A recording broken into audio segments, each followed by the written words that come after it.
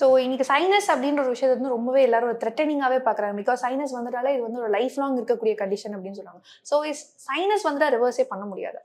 One of the causes is allergies. க்ரானிக்காக ஒரு allergy இருந்துகிட்டே இருக்குது அப்படின்னா, ஒரு க்ரானிக் இரிட்டேஷன் இருந்துகிட்டே இருக்குன்னா, இந்த சைனஸோட லைனிங் வந்து இன்ஃப்ளேம் ஆகும். அதனால கூட சைனசைட்டிஸ் வரும். இல்லை இன்ஃபெக்ஷன் ஆகுது, இப்போ ஒரு மூக்கோட இந்த தண்டெலும்பு வந்து பெண்ட் ஆகிருக்கு, deviated nasal septum சொல்லுவாங்க. நடுவில் இருக்க அந்த bone which is separating the right and left. இது வந்து நம்மளுக்கு பெண்ட் ஆயிருக்குன்னா எல்லா சைனஸும் opens into the nose. So இந்த பெண்ட் ஆயிருக்கனால இந்த ஓப்பனிங்லாம் வந்து பிளாக் ஆயிடுச்சு அப்படின்னா ஃப்ரீ மூவ்மெண்ட் இருக்காது இல்லையா. ஸோ இப்போ இந்த ரூம்லேயே வந்து ஒரே ஒரு இடத்துல தான் வந்து ஓப்பனிங் இருக்குது, அந்த இடமும் வந்து கொஞ்சம் நேரோவாக இருக்குது அப்படின்னா கான்ஸ்டண்ட்டாக இன்ஃபெக்ஷன் இருந்துகிட்டே இருக்குது, ஒரு அலர்ஜிக் ரெஸ்பான்ஸ் இருந்துகிட்டே இருக்குன்னா there is lot of secretion. இந்த செக்ரீஷன்லாம் ஒரு இடத்துல போகணும்னு வைங்க.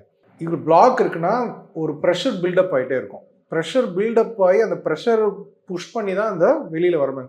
ப்ரெஷர் பில்டப் ஆகும் என்ன ஸ்டாக்னேஷன் இருந்துச்சுன்னா that is a source of infection that will cause pain. So இதனால தான் ஃபேஷியல் பெயின் வரும், மியூக்கோபொருள் டிஸ்சார்ஜ் மாதிரி வரும், இன்ஃபெக்ஷனுக்கான வாய்ப்புகள்லாம் வரது இருக்குது.